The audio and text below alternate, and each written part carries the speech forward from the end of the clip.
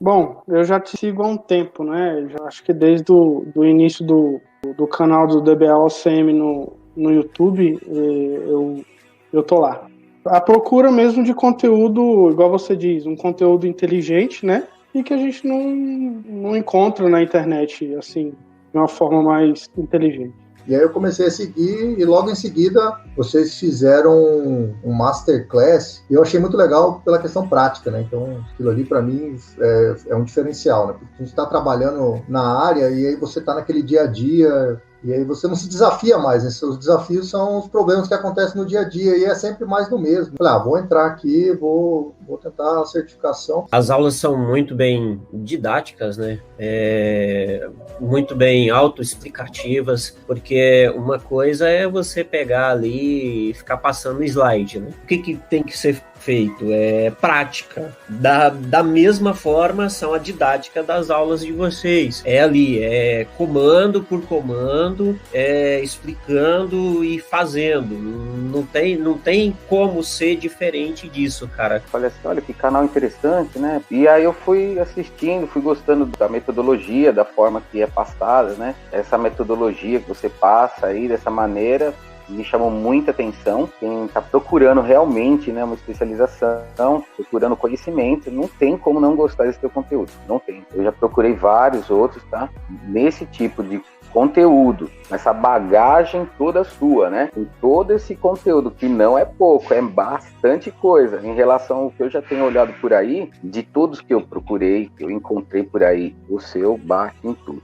A primeira aula que eu vi, eu gostei demais, eu achei muito legal a forma como tu conversa com as pessoas, né, o que tu transmite, apesar de ser uma aula, um bate-papo técnico, mas é uma coisa bem gostosa de entender, de ouvir, o jeito que você fala sobre a tecnologia, sobre as coisas, se encaixa bastante no nosso dia a dia, né? Então a gente sempre procura almejar a pessoa que tem gabarito, né, que realmente esteja focada para ensinar e partilhar tudo que já viveu, né? Então eu estou muito empolgado. É mais fácil de aprender. Hoje em dia tudo é mais fácil de aprender e você colocando a mão na massa. Esse negócio de você ficar lendo, teoria, não adianta. Eu achei bem legal, assim, e até a linguagem que você usa, assim, a forma que você coloca, assim, ficou muito tranquilo para mim. E acabei me inscrevendo para a maratona e concluindo, né, os desafios ali, e achei bem válido, assim, aprendi várias coisas. Foi pouco tempo, foram mais ou menos umas 8 horas, né, 10 horas de aulas, mais as lives, e achei bem interessante e acabei decidindo investir nisso. Me ajudou a entender muito, cara.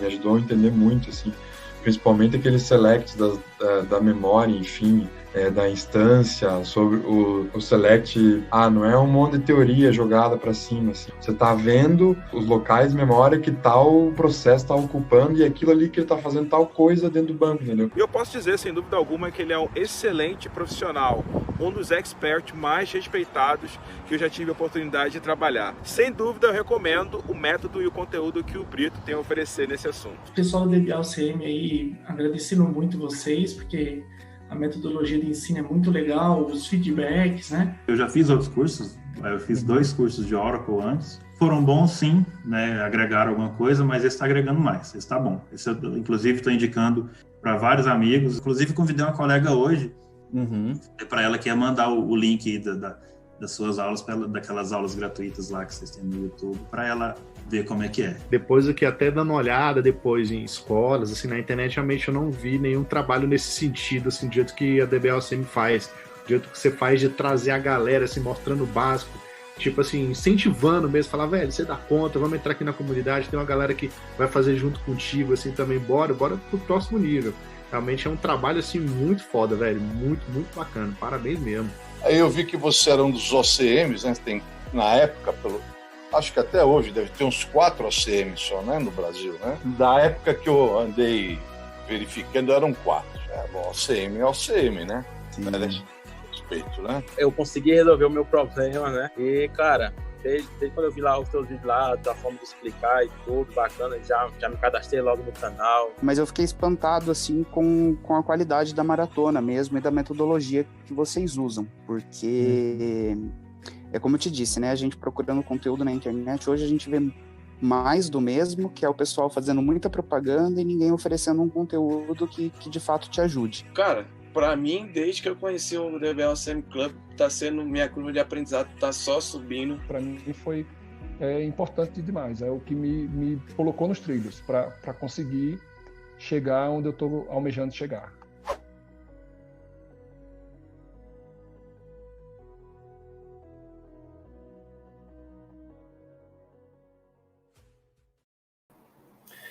Fala, meu amigo, seja muito bem-vindo ao segundo vídeo da Masterclass Oracle Database do Zero. Eu sou Guilherme Brito, sou Oracle Certified Master e fundador da DBOCM, e nessa semana nós vamos te mostrar como você pode conseguir ter salários de R$5.000 com banco de dados Oracle em 90 dias e ser um profissional disputado na área de tecnologia. E a verdade, pessoal, que quem não conhece banco de dados é basicamente o coração da área de tecnologia. Várias carreiras precisam de um banco de dados, a área de tecnologia precisa de um banco de dados, e a Oracle é a grande líder desse mercado. Então, se você não tem conhecimento técnico em banco de dados, cara, você está fora do jogo. Se você não tem os conceitos de um banco de dados, você está fora do jogo. Se você não sabe executar projetos reais na prática sobre banco de dados, você está fora do jogo, tá? E nesse segundo vídeo nós vamos mostrar um pouquinho sobre certificações. A gente vai dar uma continuidade sobre as oportunidades que a gente viu lá na aula 1. Só que na aula 2 a gente vai mostrar que, além de saber encontrar essas vagas, você precisa se qualificar. E qual que é a forma de você se qualificar?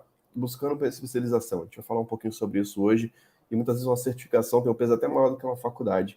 Fique aqui até o final, porque você vai ver muita coisa interessante. Resumindo, a gente vai mostrar aqui como que você pode dominar o Oracle 19c e melhorar o seu conhecimento técnico no banco de dados mais utilizado no mundo, mas a melhor parte é que a gente está fazendo tudo isso aqui na prática, com muito conteúdo, com muita mão na massa para poder te mostrar como que você pode tirar sua certificação Oracle em 7 semanas, como que isso é possível, você vai ver aqui nessa aula. Então se prepare, que a gente está executando juntos projetos reais que um especialista, um profissional que trabalha com banco de dados Oracle, executa em grandes projetos, em grandes empresas, tanto em ambientes on-premises e ambientes cloud. Se prepare e fica aqui até o final, realmente, porque vem muita novidade. E se você está achando que não é possível, cara, você conseguir uma vaga aí dentro do mercado, você conseguir muitas vezes uma vaga em 90 dias, veja o caso do Bruno Henrique, que ele conseguiu uma vaga em menos de 30 dias. Eu sou o Bruno Henrique, eu tenho 28 anos, sou um DBA Júnior, estou lutando aí para ter meu espaço. Eu estava num momento da minha carreira que estava bem complicado, porque eu estava achando que eu estava muito estagnado. Sim, sempre aquelas mesmas atividades, aquelas mesmas coisas, e tipo, eu não crescia mais e tal. Então acabou que eu decidi migrar para Oracle. Pensei assim, pô, o Oracle é o maior banco do mundo, vou basear minha carreira em cima do Oracle. E comecei do zero e já consegui achar bastante oportunidade no mercado.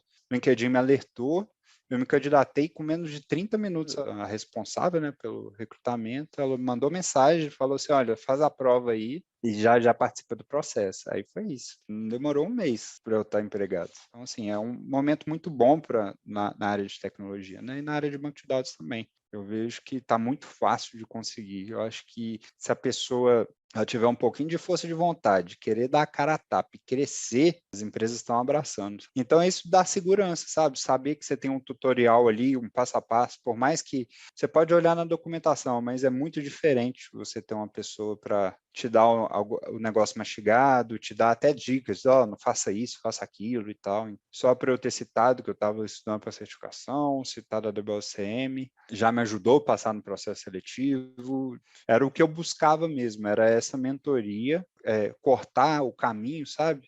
O pessoal é comprometido com o conteúdo, é didático, é um bom curso, ponto já tem colhido frutos profissionais com isso. Então, eu indico, é bem bacana e eu tô bem satisfeito aí, sim. Se você está achando que esse evento é mais uma livezinha, cara, é esse tipo de resultado que você pode ter se você estiver seguindo o que a gente vai estar mostrando aqui nessa Masterclass. Se prepare que ontem foi só uma introdução, hoje a gente vai aprofundar muito mais, amanhã vem a nossa melhor aula, mostrando como que você pode conseguir uma vaga em 90 dias, e esse é o resultado de quem está seguindo a nossa metodologia, exatamente aquilo que a gente está passando aqui, com prática, com mão na massa, simulação de projetos reais, assim como o Cristiano Rios, que conseguiu tirar sua certificação ali em 2 meses, assim como o Pedro Silva, assim como o Jonas, assim como o Flávio Garcia, assim como o Luiz Gustavo. Então, esse é o tipo de resultado de quem segue a metodologia da DBOCM, tá? Eu queria agradecer aí as mensagens que a gente tem recebido aí sobre o primeiro vídeo. Tem sido muito bom ver o feedback aí de vocês a respeito desse primeiro início aí dessa Masterclass. E vamos falar um pouquinho sobre a programação da semana, né? Ontem nós falamos sobre como encontrar 10 mil vagas no mercado de tecnologia. Hoje a gente vai falar sobre como tirar sua certificação em 7 semanas. E amanhã, nossa melhor aula sobre como conseguir uma vaga em 90 dias. Você vai ver exatamente como isso é possível. Você já viu o caso do Bruno Henrique que conseguiu uma vaga em 30 dias, tá? Então, em 90 dias é totalmente possível. Tem pessoas conseguindo até em menos do que isso, se você realmente estiver aplicando essa metodologia, colocando a mão na massa, você realmente pode conseguir ter esses resultados. E hoje os nossos alunos estão sendo empregados por essas empresas. Alunos que, depois de seguir a nossa metodologia, conseguiram entrar dentro dessas empresas, e alunos que estão dentro dessas empresas que procuram a nossa metodologia para poder buscar esse próximo nível. Então, esse é o tipo de resultado que a gente está conseguindo gerar hoje na carreira de vários profissionais de tecnologia, pessoas que estão fora do mercado, estão querendo entrar, retornar e estão querendo iniciar no mercado de tecnologia. Mas a primeira coisa que eu queria trazer aqui para vocês, pessoal, é o seguinte. Eu queria falar um pouco sobre a carreira em Y, que é um tema importantíssimo para a gente poder entender, cara. Por quê? Existe uma carreira tradicional, que é uma carreira normalmente linear, que você entra como aprendiz, estagiário, e vai crescendo para o cargo acima, até você conseguir chegar ao cargo de gerente, diretor, presidente. E existe a carreira em Y, que é muito falada na área de tecnologia, onde normalmente você consegue sua primeira oportunidade, sua primeira vaga de estágio, e você consegue chegar até um cargo de analista. Só que se você não escolher ser um especialista ou um generalista, você muitas vezes fica estagnado. E é exatamente esse ponto aqui que eu vejo que existem muitos profissionais que ficam 10 anos na área de tecnologia tendo salário de estagiários. Por quê? Não se torna um generalista, que é um cara que normalmente começa a estudar a parte de gestão de projetos, começa a ser um coordenador, aquele cara que gosta de estar em reuniões, aquele cara que realmente faz cronograma de projeto, ata de reunião e tudo mais, tá? Então, esse cara normalmente se torna um cara generalista, que vai para essa parte de gestão, ou especialista, o cara que escolhe uma tecnologia para ficar muito bom. Depois que ele escolheu ficar muito bom, cara, ele de fato se torna uma referência, começa a tirar certificações, começa a se tornar... Quando dá problema, cara, ele é o cara que é consultado para poder resolver o problema, é o cara que realmente é o especialista, e como especialista, cara, você pode ter salários aí acima de 20 até acima de 30 mil reais, isso é totalmente possível, tá? Então, a carreira em Y é importante você entender que até para você ser um gerente depois, é importante você se especializar em algo, você ter uma carreira de sucesso, cara, você realmente conseguir ser um bom profissional de tecnologia, e hoje o mercado ele precisa de especialistas. E como que funciona essa questão de salários de carreira na área de tecnologia, né? Normalmente você começa como estagiário trainee, tá? Que é um cara que começa ganhando entre 1 a 4 mil. Eu tô chutando bem por baixo, tá, pessoal? Tem matérias aí que você vai encontrar na internet de vagas de trainee, por exemplo, igual essa do Itaú, com salários de 8 mil reais, tá? Então, trainee normalmente é aquele cara que está no último ano da faculdade ou aquele cara que terminou a faculdade recentemente. Então, existem vagas até de 8 mil para iniciantes, tá? Depois vem o cargo de júnior, que é o cara que não precisa de certificação, aí começa a vir aqueles mitos, né? Mas, pô, as vagas de júnior estão pedindo certificação, estão pedindo muita coisa. Cara, você não está sabendo encontrar as vagas de júnior. Você está olhando para as vagas erradas. Nem encontrar vaga você está conseguindo, tá? Então, o júnior normalmente ganha de 4 a 6 mil, é o cara que não tem uma certificação, não precisa ser um especialista, tá? Mas é o cara que entende os conceitos e sabe executar as atividades básicas, tá? O pleno é o cara que normalmente já tem sua primeira certificação, aí para quem trabalha com banco de dados Oracle, já pensa no OCP. Se você está buscando o nível pleno ou está no nível pleno, cara, é mandatório que você tenha um OCP, que é a primeira certificação hoje, que a gente vai falar um pouquinho sobre isso, tá? O sênior é o cara que depois do OCP já tira algumas outras certificações, já tem mais, pelo menos umas 2 especializações a mais, de hack, de DataGuard, de Exadata, de performance, de segurança. É o cara que já começa a ganhar de 10 a 20 mil, o especialista acima de 20 mil e o consultor até acima de 30. Então, isso é totalmente possível. E aí, pessoal, quando a gente está falando de vagas no mercado, esse é um depoimento recentemente que eu recebi de um aluno, que ele conseguiu a primeira vaga como DBA Oracle Júnior, ganhando 6.500. Então, como eu estou mostrando aqui para vocês, isso é totalmente possível. Nós temos casos hoje dentro da nossa comunidade que realmente pessoas estão tendo esse tipo de resultado, tá? E aí, pessoal, antes da gente entrar no nosso conteúdo, eu quero falar um pouquinho sobre a pirâmide de William Glasser. E o que seria essa pirâmide? Para você realmente entender, cara, como que a coisa funciona. Até essa metade da pirâmide, até os 50%, é considerado um aprendizado passivo, tá? E na parte de baixo da pirâmide é considerado aprendizado ativo, e a gente vai falar um pouquinho, porque você vai começar a entender qual que é a melhor forma de você realmente se preparar para o mercado, de você realmente absorver esse conteúdo. A grande verdade, pessoal, se você simplesmente leu alguma coisa, não quer dizer que você leu o livro do Steve Jobs, que você tem o conhecimento do Steve Jobs. Normalmente você absorve muito pouco daquilo que você está lendo. Quando você escuta alguém falando, uma palestra, um podcast, cara, você está só escutando de forma aleatória, você absorve 20%. Quando você vê alguém fazendo algo, você está observando alguém, você absorve até 30%. E quando você vê e ouve, igual está acontecendo aqui nessa Masterclass, você está vendo a gente explicando e está ouvindo as explicações, cara, você pode absorver até 50%, até a metade desse conhecimento. No máximo a metade, se você estiver estudando de forma passiva. Já o aprendizado ativo, ele corresponde a quando você discute com outras pessoas, você está conversando, você está perguntando, você está colocando suas dúvidas aqui no chat, você está colocando suas dúvidas na comunidade, você está colocando sua dúvida lá na caixinha de pergunta, lá no Instagram. Então, quando você está discutindo com outras pessoas sobre o que está sendo abordado, cara, seu nível de conhecimento vai para um outro patamar. Você está ativamente participando realmente do evento. Tá? 80%, quando você está fazendo, se você está vendo aqui os desafios da aula 1, da aula 2 que vai sair hoje, da aula 3 de amanhã, e não executar, não colocar a mão na massa, cara, você não vai aprender. E quando você está fazendo, cara, você vai errar, você vai surgir dúvida. Então, quando você está nessa parte de execução, de mão na massa, é a etapa fundamental para você realmente conseguir ter um nível de aprendizado maior. Você vai aprender de verdade quando você colocar a mão na massa. E 95% quando você está ensinando outras pessoas. Então, aqui você pode ajudar outras pessoas na comunidade, ajudar a responder as dúvidas. E, cara, as pessoas acham, pô, vou ficar ajudando ali de graça. Cara, quem está aprendendo é você, quem está tendo visibilidade é você, quem está criando um ciclo de network é você. Então, se estiver aqui no chat, ajudando, colaborando, ajudando outras pessoas a tirar suas dúvidas, cara, você vai estar aprendendo. E nós aqui da DBLCM somos os que mais aprendemos. Tá? Então, essa é a base hoje da nossa metodologia. Realmente, a gente acredita que, com a mão na massa, compartilhando conhecimento, mostrando como que se faz, discutindo e trazendo esse momento de interação, é quando a gente mais cresce na área de tecnologia. Então, essa é a famosa pirâmide do aprendizado, que é a base hoje da nossa metodologia, para que você consiga aprender, para que você consiga se desenvolver. Então, cara, coloque a mão na massa, porque agora nós vamos começar mais um conteúdo relacionado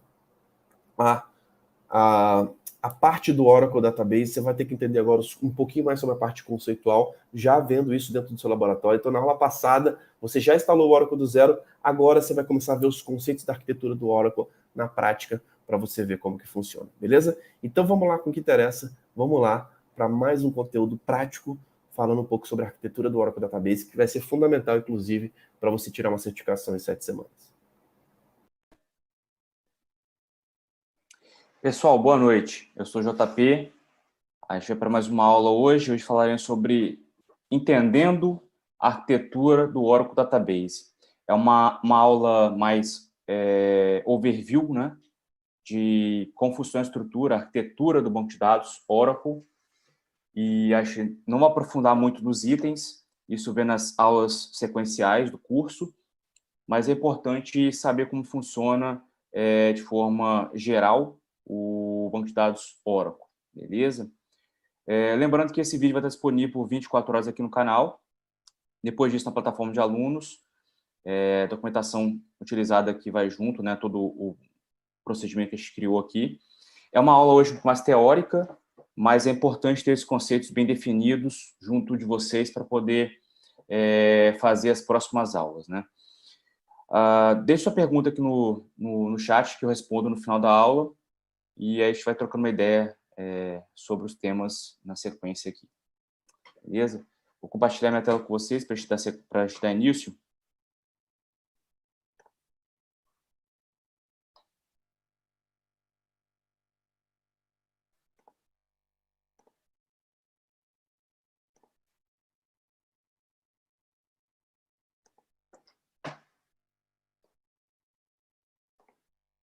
Bom, entendendo a arquitetura do banco de dados Oracle.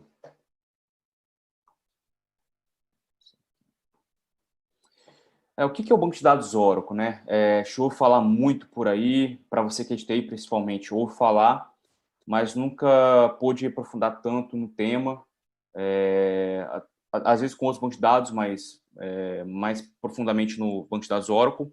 Então, essa é uma oportunidade de a gente falar um pouco mais sobre esse tema, sobre esse banco de dados, que é um banco de dados muito robusto e que oferece diversas possibilidades para a gente, quanto ao armazenamento de banco de dados mesmo, né? Bom, em geral, é um servidor capaz de gerenciar uma larga quantidade de dados em um ambiente multiusuário, permitindo aos usuários acessar os mesmos dados de forma concorrente, né? O que isso quer dizer? Quer dizer que ele é um banco de dados que armazena, de fato, as informações das empresas, né? As informações são cruciais para o funcionamento do sistema e da empresa, e ele mantém os dados disponíveis, né, de forma concorrente, mantendo a consistência da informação. Isso é muito importante quando a gente fala de um banco de dados relacional, manter a consistência da informação para quando a pessoa requisitar a informação esteja disponível para ele, né? Esteja acessível, esteja disponível, confiável, principalmente, né? O servidor de banco de dados também previne que usuários não autorizados acessem os dados e também fornece soluções eficientes para a recuperação de falhas. Então, a estratégia, o banco de dados, o software banco de dados Oracle, ele tem que fornecer isso, ele fornece isso para a gente, que é a gente ter esse controle de acesso, né? Então, ele garante que o usuário, no mínimo, ele vai ter que ter a combinação de usuário e senha para se conectar ao banco de dados, e isso já garante segurança com relação ao acesso, né? Então, ele só vai ter acesso àquela tabela, àquela informação, se ele realmente tiver privilégio também. Então, só conectar ao banco de dados não quer dizer que ele tenha acesso às informações. O acesso às informações é concedido através dos grants, né? São as permissões. Se ele pode ou não consultar a informação daquela tabela, daquele esquema e etc., né? E, quando a gente fala de recuperação, se houver uma indisponibilidade, o banco ser capaz de fornecer mecanismos para que a gente possa recuperá-lo, recuperar as informações, recuperar o restante do banco de dados, com os dados exatamente como eles estavam antes da falha, né? Momentos antes da falha, ou o mais breve possível de informação que você tiver, né? Isso é feito através da implementação de backup, né? Principalmente, e outras soluções de continuidade, ou até mesmo de disponibilidade, como é o RAC, o Real Application Clusters, ou como garantir a importância, já não tanto mais com disponibilidade de acesso, mas como garantir que a informação persista. Aí a gente está falando mais de data guard, né? Então, basicamente, a arquitetura do Oracle é exatamente essa daqui. A gente tem um database server, né? Um servidor de banco de dados, e ele é composto por data files e system files. Então, esse é um armazenamento físico, que nós costumamos dizer. E aqui tem a parte de memória, que aí já é uma parte voltada para memória propriamente dita e processo background.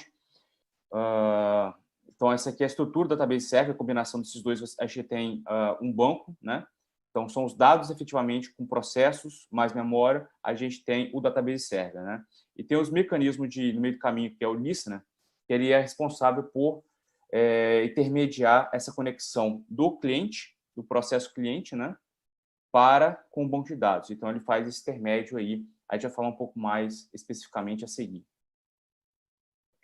Bom, o que é database e instance, né? Tem essas duas diferenças, né? Quando a gente fala de database, a gente está falando efetivamente dos dados, né? Tudo que a gente consegue ver como informação, onde os dados são armazenados, arquivos que são armazenados, etc., né? Então, isso aí é a definição de database, né? Então, o banco de dados Oracle consiste de um database, que é isso que eu acabei de falar, e ao menos uma instância de banco de dados, que aí a instância, a gente vai seguir a definição dela, né?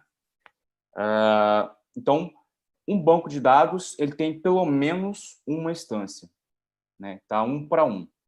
Ele pode ter uma ou mais instâncias, no mínimo, né? E as instâncias, N instâncias, terão somente um banco de dados, tá?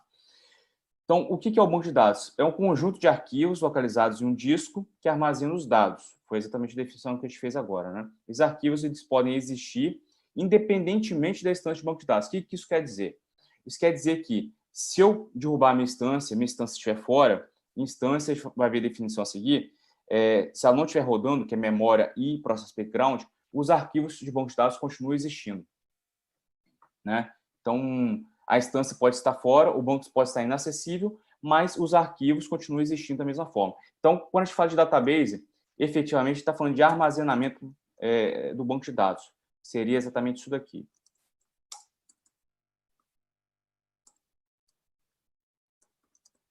Né? Seriam esses arquivos de banco de dados que a gente está falando, né? São os data files. Então, isso aqui é onde estão todas as informações do banco de dados gravadas em arquivo. Então, quando a gente faz database, essencialmente, né, ao pé da letra, a gente está falando de armazenamento e data files e tablespace, que a gente vai falar mais a seguir. Tá? Instância. A instância é um conjunto de estruturas de memória que gerenciam os arquivos de banco de dados, essencialmente falando. A instância consiste de uma área de memória compartilhada chamada System Global Area, que é a SGA, e um conjunto de processos background. Então, uma instância pode existir independentemente dos arquivos de banco de dados. Por quê? Se a gente for criar um ambiente do zero ou restaurar um backup, o primeiro passo que a gente tem que fazer, se a gente for falando de backup RMAN, é startar a instância. Então, quando eu faço isso, vamos exemplificar os dois exemplos aqui, então, né? Os dois casos. Então, quando eu derrubo a minha instância de banco de dados, eu continuo tendo os data files aqui sem qualquer problema. Vamos ver na prática isso daqui. Para mostrar como que eles são dependentes, mas eles conseguem coexistir independentemente, né? Óbvio que só faz sentido se os dois existirem, né? Para um ambiente produtivo, funcional, só faz sentido se os dois existirem. Mas um estando up e o outro não faz qualquer diferença para o ambiente. Então, vai terminando de baixar aqui. Então, a gente vai ver aqui que os arquivos continuam existindo, mas a instância não está rodando mais, né? Então, ela está down aqui, mas os arquivos persistem. Então, daí que a fala que tem aqui no documento, na documentação ele não depende, né, essencialmente falando, porque ele continua existindo, né? Ele não some se a instância cair, ele continua persistindo. Da mesma forma que, quando a gente starta o banco, eu starto ele, por exemplo, no Malt, eu estou startando o banco, eu estou startando a instância de banco de dados, mas ele ainda não montou, ele não mapeou os data files, né? Então, nesse momento aqui, eu tenho a instância app, né? Ela já está app aqui, ó, o RCL 19C está rodando, né? Já criou um processo aqui no sistema operacional. Ela está aqui, mas ela não está montada, ela ainda, entre aspas, não conhece o banco de dados, que é a parte de armazenamento, né? Então, a instância, ela subiu independentemente de conhecer os data files. Então, essa é uma forma de dizer que eles são... um não depende do outro, né? Então, vou baixar isso de novo aqui, deixa eu dar sequência. Então, um não depende do outro para poder seguir, né? Então, quando a gente fala, então, de instância, essa imagem aqui é bem bacana, que ela mostra efetivamente para a gente o que é a instância, o que representa a instância. A instância, então, ela é estrutura de memória, então representada basicamente pela SGA e pela PGA, né? E processos background. São esses processos aqui que a gente vai falar um pouco melhor adiante, tá? E processos background e processos servidor, né? Também a gente vai falar mais adiante. Então, isso aqui tudo compõe um database server, né? Que é a parte de armazenamento, que a gente falou aqui antes, mais processo background e processos de estrutura de memória, que é SGA e PGA. Então, SGA e PGA, estrutura de memória, mais processo background, compõem uma instância de banco de dados. Beleza? Instância de banco de dados mais o database compõe um servidor de banco de dados. Então, quando a gente fala de arquitetura multitenant, ela habilita o Oracle a ser um multitenant database. na verdade, multi-container, né? Ele pode ter pelo menos um container e para ele ser considerado multi-tenant, né? E até um número definido de PDBs, um número definido, não é indefinido. Você pode criar os PDBs, que são os Pluggable Databases, indefinidamente, né? Então, a gente, até a versão 12.1.0, até 12 Release 1, nós não tínhamos um ambiente multi-tenant, né, que foi introduzido nessa versão. E antes a gente tinha os bancos tradicionais, né, que também são chamados agora de non-CDB, né, que eles não contêm qualquer PDB, qualquer pluggable database. Já o CDB ele contém zero por quê? Ele pode ser um CDB, mas eu posso não conter nenhum PDB lá dentro, nenhum container lá dentro. Então, mas ele me deixa apto a criar outros containers lá dentro, né? Então, ele te dá essa possibilidade. Então, o PDB, que é o Plug Database, é uma coleção de esquemas portáveis que podem ser plugados e desplugados de um CDB. Né? A gente viu muito bem, vocês vão ver muito bem isso na aula de upgrade utilizando o unplug e o plug do PDB. Vamos ver que isso traz muito benefício e rapidez na operação, né? Inclusive, é um dos benefícios que estão listados aqui embaixo, né? Então, o CDB, o container, o multi-tenant, ele consolida múltiplos databases que rodam em servidores separados em um único servidor. A arquitetura multi-tenant fornece os seguintes benefícios, né? Então, redução de custos com hardware, porque você está trazendo vários databases e unificando dentro de um container, né? Então, dentro de uma estrutura de multi-tenant, na verdade, onde você vai ter vários containers. Então, cada container, cada PDB pode representar um banco de dados que no ambiente não CDB, ele rodava em servidores distintos, né? Então, você acaba tendo redução de custo, o hardware ele é único, né? Onde roda o CDB, ou únicos, né? Se você tiver um cluster, dependendo. Ele é mais rápido, é mais fácil de movimentar dados e código.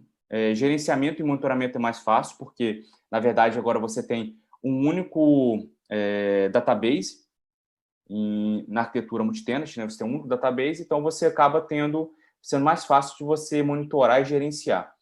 Bom, você vai ter uma separação, né, dos dados e códigos, ou seja, você consegue separar as aplicações que antes rodavam em bancos de dados separados, elas estão rodando dentro do mesmo banco, mas em PDBs distintos, então ali você tem a separação dos códigos. Então, ou seja, uma aplicação não vai interferir na outra quando a gente fala no mecanismo ali no meio armazenado, né?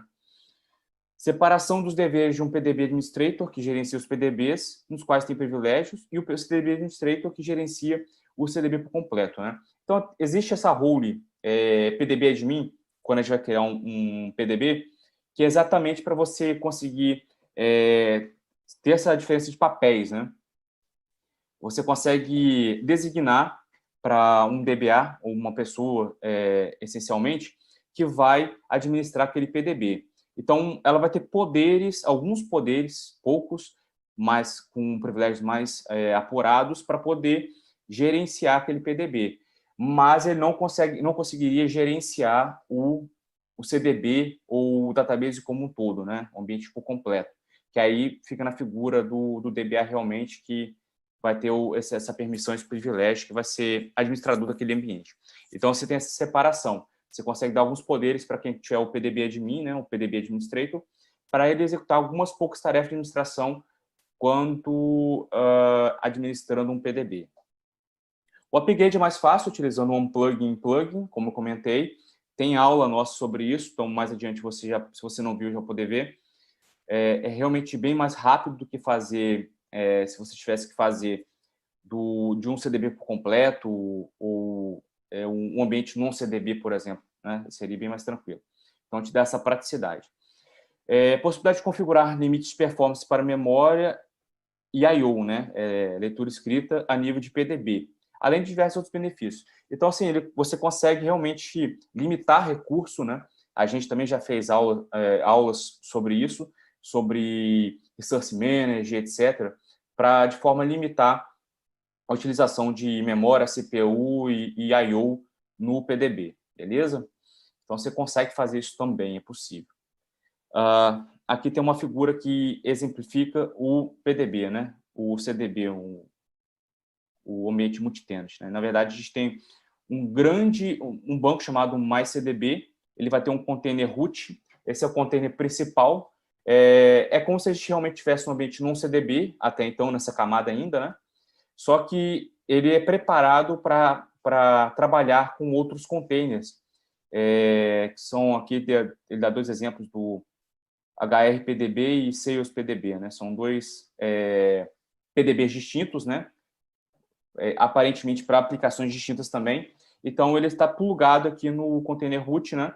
Então, tem essa separação de ambientes aí que você consegue trabalhar muito bem e de forma isolada, mas tudo dentro do mesmo database, né? Bom, tem a arquitetura Sharding. Sharding é uma técnica de database scaling, baseada em passamento horizontal de dados através de múltiplos Oracle Database. As aplicações percebem o pool de database como um único database lógico, né? Então, você tem, na verdade, vários databases em que a escrita ela é horizontal, né? Eu escrevo um pouquinho. Funciona muito parecido com a ASM, Automatic Storage Management.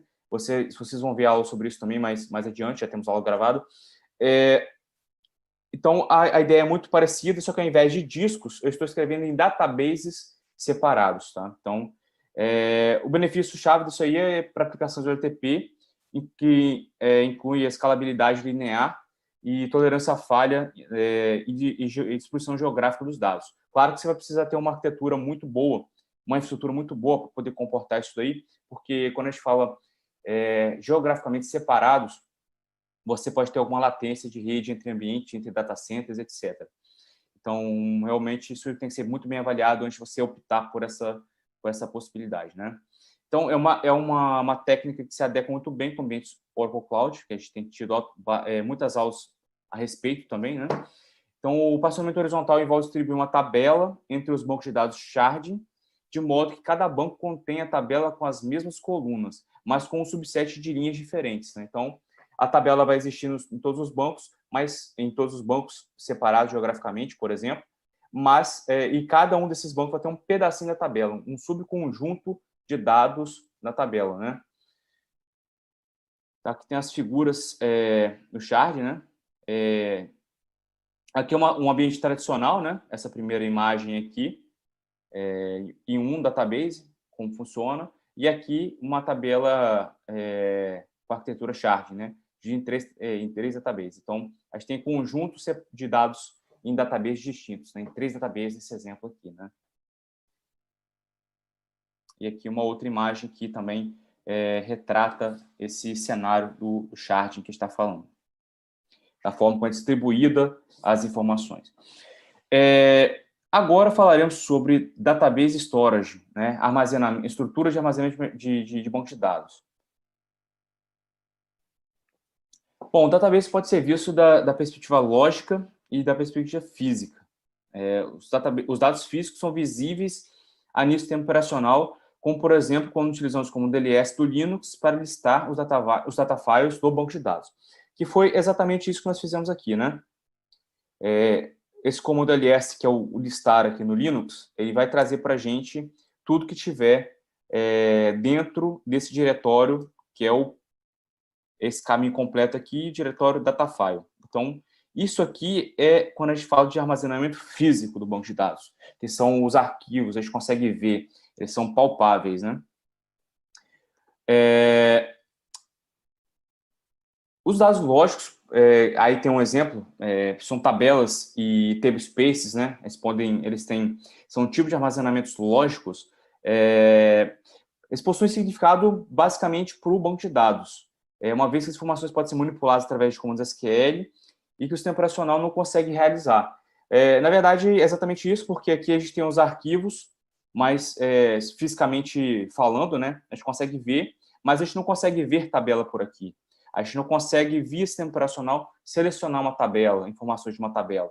Então, a gente precisa do banco de dados e por isso as informações aparecem logicamente para a gente lá, né? De forma agrupada, né? Tanto na figura do table space quanto na figura das tabelas, né? Então, isso aí, para a gente, tabela e table space são armazenamentos lógicos, né? Não são palpáveis, como os data files que a gente está vendo aqui, como são os temp files, undo, os arquivos de undo e os arquivos de redo. Então, são arquivos físicos, né? Que a gente consegue ver e listá-los aqui no sistema operacional, né? Então, aqui tem uma divisão bem bacana, né? Que eu estou falando de table space. A tabela vai estar associada a um table space, né? Tem que estar associada a algum table space, que é um agrupamento lógico de objetos no banco, né? Então, a gente vê nessa primeira camada aqui esse armazenamento lógico, como ele funciona, né? A gente tem table space system, sysalx, undo, que são table space de sistema. A gente tem iUsers, que é um table space já voltado para dados de usuário, mas que vem como padrão na instalação, e assim como a temp, que também é um table space temporário, que vem como padrão também na instalação do Oracle Database. Então, esses aqui são todos os tipos de armazenamentos lógicos. Na camada aqui, a gente tem a parte de estrutura, né? Estrutural, física, na verdade, de armazenamento, que a gente tem os control files, tem os SP files, que serve para meter file, data files, né? Uma table space ela pode ter um ou mais data files. Quando uma table space temporário, o nome que nós damos é temp file, né, pro arquivo, os password files, que é o ORPW, e os redus, os arquivos de redus. Tá? Vamos passar aqui no laboratório para a gente poder ver um pouco sobre esses arquivos. Bem, eu estou aqui na parte de data files, né? Esses que são os data files. Esse aqui é um temp file, né, que está marcado aqui dentro.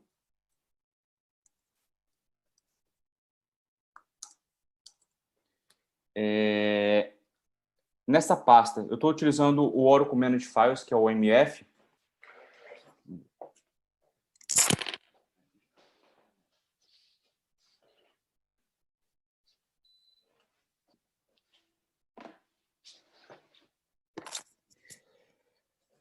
Bom, esses aqui são os control files.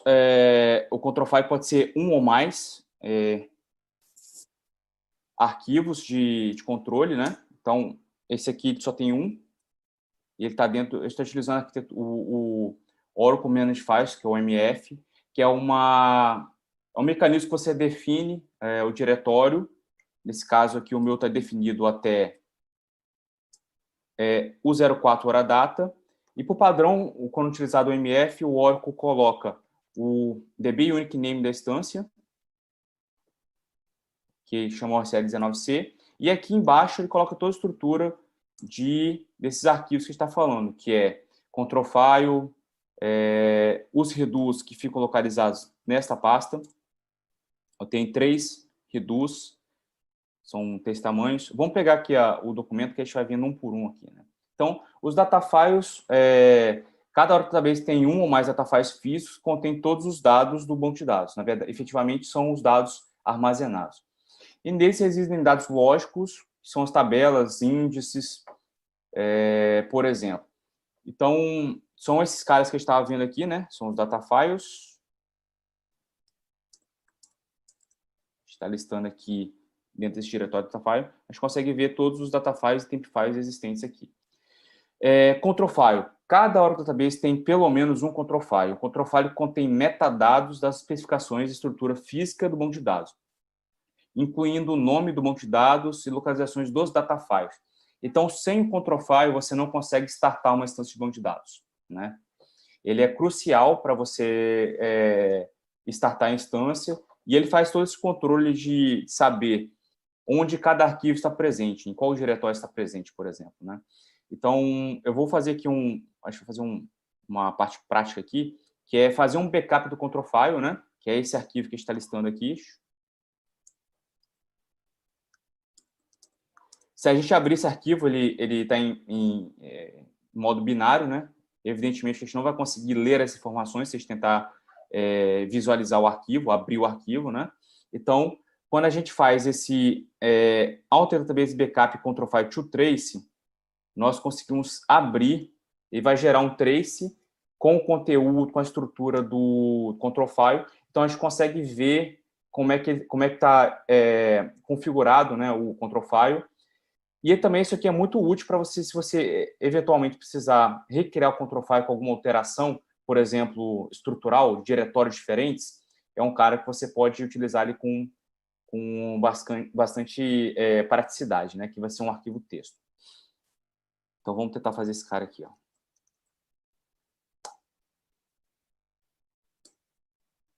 Então, quando eu faço o database backup contra o file to trace, ele vai me gerar um arquivo de trace.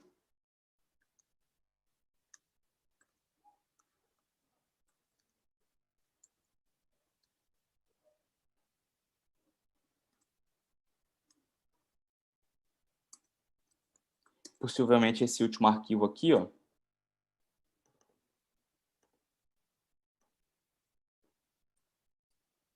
Exatamente esse cara. Então, ele tem que, para a gente, ele gerou o arquivo de trace do control file. Então, começa exatamente aqui, né? Ele já vem pronto para como se fosse fazer alguma restauração, etc, né? Mas note que ele contém informações do database, máximo de log files, quantidade de arquivos de redo, né? São 3, tá aqui, ó. Cada um com 200 megas, são aqueles arquivos que nós vimos agora há pouco.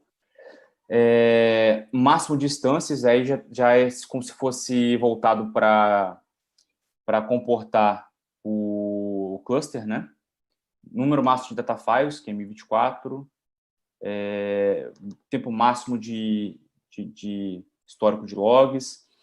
A localização de todos os data files que ele conhece, ó. Então, esses aqui nós listamos naquele diretório o 04 hora data file, né? Então, a gente listou todos esses arquivos aqui. E aqui tem os arquivos dos 2 containers que eu tenho na minha estrutura. Que a gente vai ver a seguir, vou mostrar para vocês os 2 PDB, os 2 plugins de database que eu tenho lá, né? Então, para cada um, ele vai gerar uma pasta diferente, né? Um diretório diferente. Com uma nomenclatura que ele mesmo define, essa daqui, né? Esses números e letras aqui, sequência de caracteres. Então, cada um tem seu conjunto de data files aqui, inclusive. Caractere 7 do banco, se está em modo archive ou não, se está aberto ou não, enfim, e diversos. Aqui tem os 2 PDBs, né? Eu tenho PDB1 e PDB-MIG.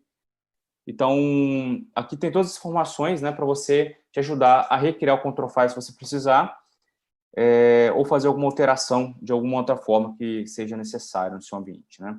Então, acessando aqui a minha instância de montagem de novo, nós vamos... deixa eu abrir aqui os plugins database. Alter Plugable Database All Open.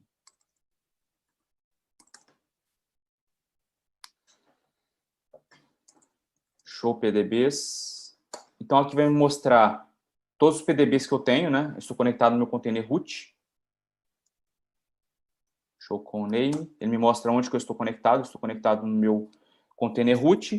E daqui eu consigo ver todos os plugins databases que eu tenho, né? São o PDB-MIG e o PDB-1. Ambos foram criados por mim, né? Manualmente. E esse PDB-SID aqui, ele é um exemplo, é um sample de PDB que ele funciona exatamente para quando você vai criar um novo, ele pega ele como template para poder criar os novos PDBs. Então, ele vem por padrão no container, tá? Quando você cria um ambiente multitenant, ele vem por padrão, né?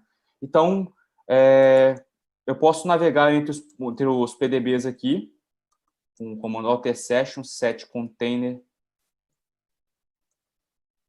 igual a PDB1, por exemplo. Show com name. Ele me mostra que eu já estou conectado dentro do meu PDB1, por exemplo, aqui e aqui. desenvolver e criar objetos, table spaces, tudo que for designado para esse PDB, eu já conseguiria manipular aqui dentro dele, que não vai interferir de modo algum no outro PDB MIG aqui que eu tenho, que é um outro PDB isolado para outro fim qualquer, né? Então, a gente falou dos redo long files. Cada Oracle Database tem pelo menos um redo log, que é um conjunto, perdão, na verdade tem pelo menos um não, é um conjunto de 2 ou mais online redo logs. Por que tem que ser mais de um? Porque um arquivo vai estar escrevendo e o outro vai estar livre, para quando são arquivos cíclicos, né? Eles têm 200 MB nesse exemplo que a gente viu.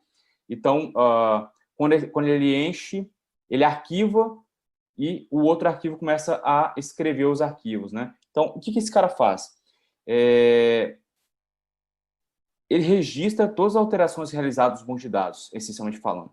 Então, ele é crucial para a recuperação point in time do banco de dados. Então, são esses caras que ele pegam todas as informações, transações que a gente fez, que foram geradas ao longo do dia, ele arquiva essas informações e, a partir daí, a gente consegue, a partir do backup full, mais esses arquivos, a gente consegue definir um ponto no tempo para recuperar o banco de dados. Então, a gente tem uma aula também sobre Restore Point Time do banco de dados, utilizando Reman, mas adiante vocês vão poder ver. Então, esses caras, eles estão aqui na pasta online log, né? São os 3 que eu falei. São 3 arquivos de 200 MB cada um, e eles são cíclicos, né? Um está ativo, o outro está inativo, e o outro está, por exemplo, aguardando alguma operação. Então, são arquivos que eles são cíclicos, eles vão sobrescrevendo, depois que arquivar, eles vão sobrescrevendo. E os archives, esses arquivamentos, eles ficam numa pasta também isolada, que é um archive log, são esses caras aqui. Deixa eu pegar aqui. Pegar a pasta do dia de hoje, para ver se tem algum aqui, vamos ver. Tem um archive aqui, ó. Então, uma vez que esse cara aqui encheu, ele vai arquivar aqui para a gente, né? E vai ficar livre para poder continuar escrevendo. Então, esses arquivos aqui, eles contêm as diferenças de transações do banco de dados, transações confirmadas, claro.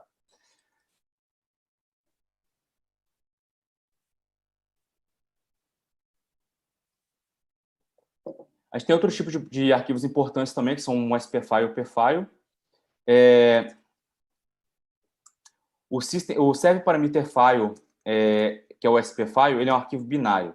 Então, é um arquivo que a gente também não consegue ler informações dele.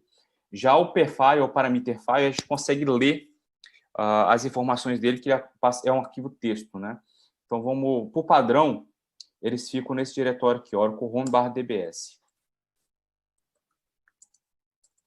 Então, eu tenho um SPFile aqui, né? Ele tem essa nomenclatura de SPFile, nome da instância, na minha instância é ORCL19C.ora. Esse é o padrão que você vai encontrar com frequência aí. Esse aqui é o ora PW, o password file, né? Ora PW ORCL19C. Sem esse cara estar configurado aqui com a senha do SYS, você não consegue estabelecer conexões remotas, ou seja, de fora do servidor, com o usuário SYS. Ele vai te limitar esse acesso só se esse cara tiver criado. Aí, se esse cara tiver criado aqui, tiver nessa pasta, e a pessoa de fora tiver o usuário e senha do SYS, ela vai conseguir estabelecer conexão como SYS. Então, se o arquivo não tiver criado, de fora você não vai conseguir se conectar com o usuário SYS aqui no banco de dados, tá?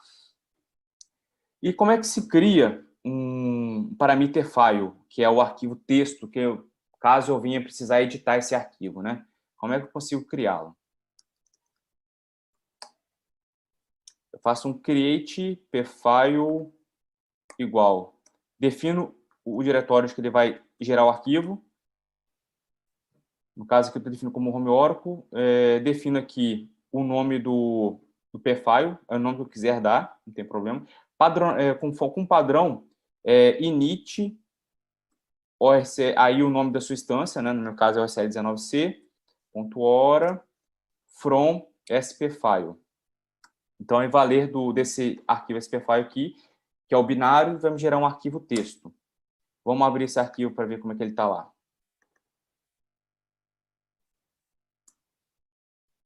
View 01 Oracle Home Oracle init OS19C. Então, esse aqui é o arquivo texto do parameter file, né? É um arquivo que a gente consegue editar e, a partir dele, startar a instância de banco de dados, né? Então, ele tem informações aqui relevantes para o startup da instância, que é me dizer aonde está o control file, e o control file, quem conhece o caminho dos data files, a gente já viu isso há pouco, né? Se tem a auditoria está ligada, qual que é o diretório de auditoria, onde vai ser gerado os arquivos de auditoria, qual é a compatibilidade dessa instância de banco de dados, tamanho do bloco, se OMF ou não, nesse caso, a figura desse parâmetro debit file dash determina se é OMF ou não. Se tiver vazio, você precisa mencionar os diretórios onde você vai criar os data files. O dbname da instância, diretório que você gerar dos arquivos os archives, né, que a gente viu agora há pouco. Está utilizando o OMF também. Tamanho da área, enfim, e outros diversos parâmetros de banco de dados. Então, quando a gente faz alteração de parâmetro, ou quando lista um parâmetro, por exemplo, vamos listar process lá no nosso instante de banco de dados. É daqui desse arquivo que ele lê, né? Que é o que está pré-definido para aquela instância. Então, se a gente entra aqui,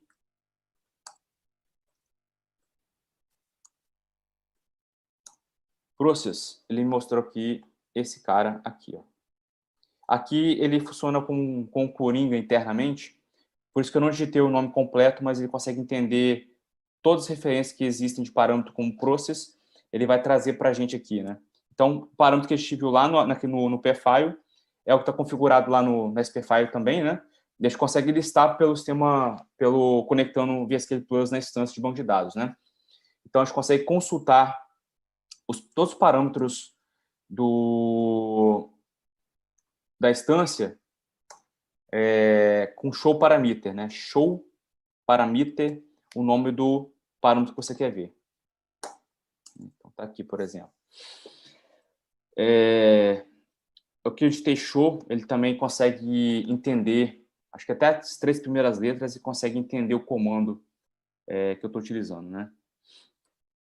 Então, aí você consegue listar e ver os parâmetros que estão associados com a instância de banco de dados. E para trocar, aí vai depender, né? Por exemplo, o T-System 7. Vamos trocar o DB File Dash para 6 GB. 6 GB Scope Both. Então, ele trocou. Se a gente listar aqui de novo, o parâmetro já mudou de 5 para 6. É um parâmetro dinâmico, né? Então, eu utilizei buff, ele muda tanto no SPFile, quanto muda também em memória, né? Ou seja, em tempo real, de forma dinâmica. Quando você tem alguns parâmetros que eles não são dinâmicos, eles são estáticos, aí você precisa utilizar o comando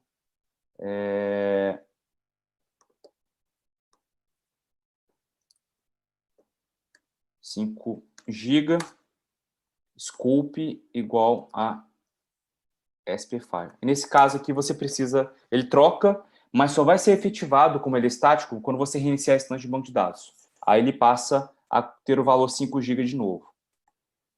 Então, notem que está com 6 GB ainda, né? Então, só reiniciando a instância que ele vai pegar o valor novo. Então,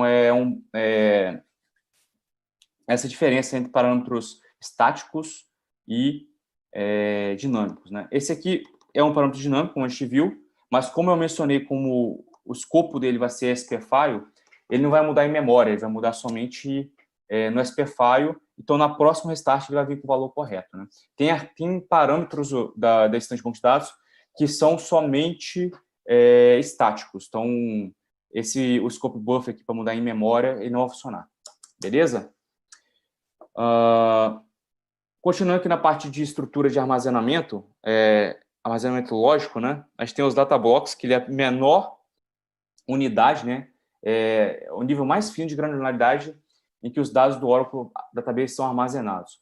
Então, o datablock corresponde a um específico número de bytes no disco, né? Então, o que acontece? Um datablock, na verdade, geralmente, com um padrão no Linux, a gente vai encontrar isso aqui, ó. Isso aqui, ó, DB block size, 8 KB, né? 8 KB, então eles simbolizam um datablock do Oracle, né? Isso aqui é alterável, mas vai depender também do sistema operacional e, de forma geral, do sistema operacional. Então, a blocagem padrão do Oracle para Linux é 8 KB, mas você pode definir isso em tempo de instalação, né? Esse aqui é o padrão, 8 KB, e ele representa um datablock, né? Então, os extents é um número lógico específico de datablocks contínuos, obtendo uma alocação. Utilizar para armazenar um tipo específico de informação, né? Então, os extents, na verdade, eles são ele é um conjunto de datablocks, né? Que vão gerar um extent, e um grupo de extents, ele forma um segmento, que é um conjunto de extents alocados para um objeto de usuário. Tabela ou índice, por exemplo. Dados de undo ou dados temporários.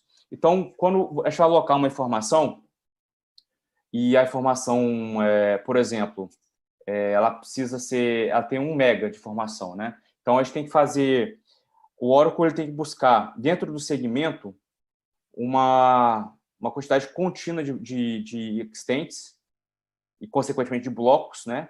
Que comportem aquela informação, né? Então, por isso que a importância desse nível de separação que existe aqui, né? Ele não sai colocando informação em locais aleatórios. Ele busca os locais onde aquela informação, pelo tamanho, se encaixe, e lá tem que ser, por isso tem que ser contínuo, né? Mas depois, com o tempo, por exemplo, a tabela, ela vai buscar outros segmentos, que talvez ela não, como eu vou escrevendo de forma sequencial, coloquei uma tabela aqui, depois eu coloco outra tabela aqui. Então, para continuar essa tabela aqui, eu já não consigo ocupar aqui na sequência. Então, eu vou começar a ocupar outros espaços contínuos livres aqui, né? Então essa é como funciona a parte de segmentos de armazenamento, né? Buscar blocos contínuos, né?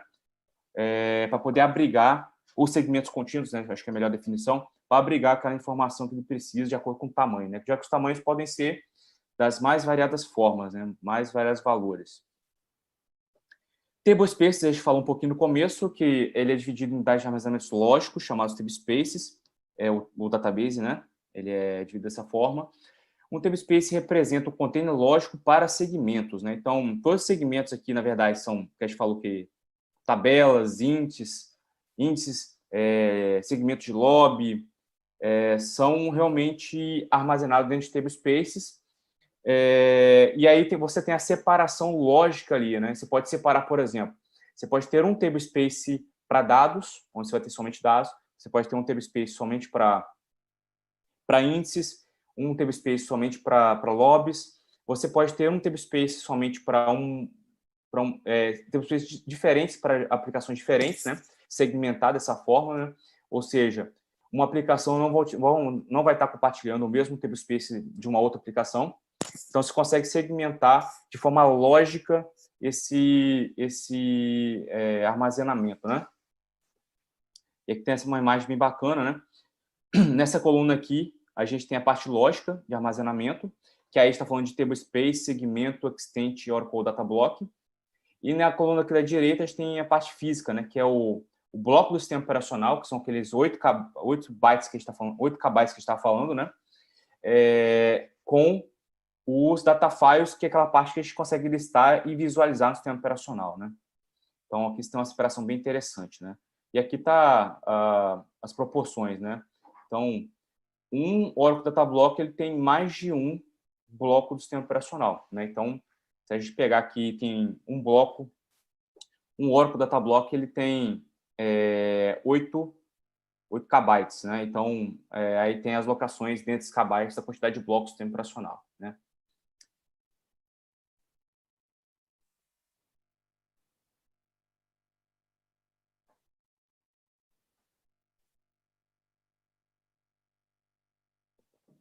Bom, estruturas da database instance, né? O Oracle Database utiliza estruturas de memória e processo para gerenciar e acessar o database. Quando a aplicação se conecta no Oracle Database, ela se conecta à instância de banco de dados, efetivamente falando, né? Não se conecta diretamente ao database. Na sequência, a instância aloca outras áreas de memória para PGA e também inicia outros processos background, né? Então, quando a conexão ela bate no servidor Oracle, que são criados processos, né?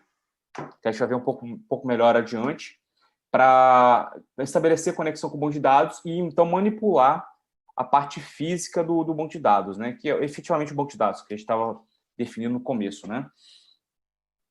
Então, o Oracle Database Process, né? Que é parte dessa estrutura da instância, né? Então, é dividido em duas partes, que uma parte é memória, e outra estrutura de memória, outra parte é processo, né? Que define a instância. Então, quando a gente fala de processo, o processo é um mecanismo de sistema operacional, né? Pode executar uma série de etapas para realizar uma tarefa, né? Uma série de procedimentos, né? Então, alguns sistemas operacionais utilizam termos como job, task, que aí acho muito comum a gente ver task no Windows, né? Para quem utilizou, ou thread, né? Para descrever um processo. O Oracle Database possui o seguinte tipo de processo, são 3, né? O client process, esses processos são criados e mantidos para executar o código de uma aplicação ou de uma ferramenta Oracle, né? Então, quando o cliente se conecta via SQL Developer, quando ele se conecta via SQL Plus, é aberto um client process para realizar aquela tarefa que ele precisa, aquele trabalho que ele precisa executar. Os processos background, esses processos consolidam as funções que seriam executadas por múltiplas solicitações, rodando para cada client process, né? Então, ao invés de eu ter, quando eu me conecto, cada usuário conectar e abrir um próprio processo background para executar determinada tarefa, o Oracle ele centralizou nesses processos backgrounds, que são únicos, para fazer, e cada um desempenha uma tarefa específica no Oracle Database, na instância de banco de dados. Então, ao invés de cada um abrir o seu próprio processo background para executar isso, o Oracle ele centraliza nesse processo background para receberem essas tarefas e executarem as tarefas que eles precisam, né? Então, os processos backgrounds, eles são de forma assíncrona, né? Executam tarefas que exigem I/O e também monitoram outros processos do Oracle Database, provendo paralelismo, melhor performance e confiabilidade. Então, a gente tem, por exemplo, o processo SMON,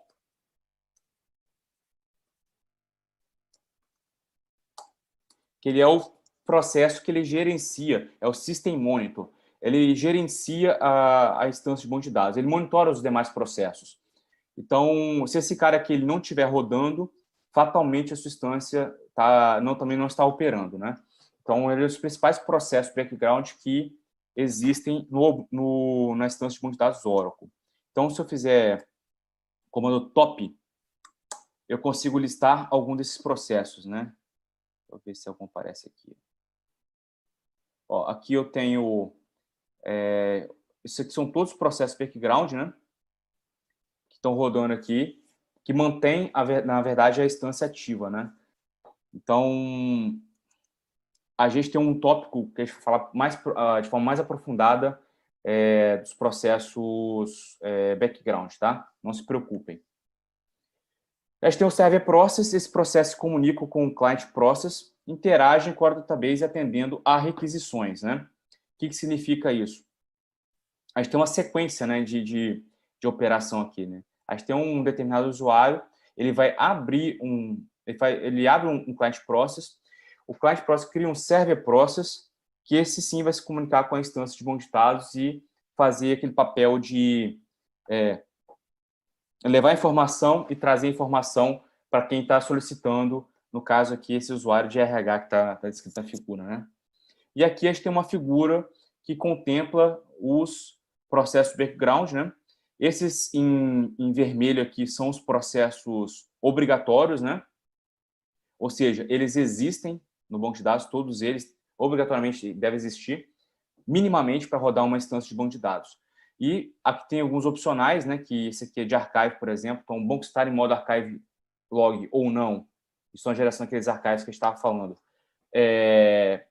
Estando em modo archive log, esse arquivo aqui também, arcn, esse processo background arcn, tem que estar rodando também.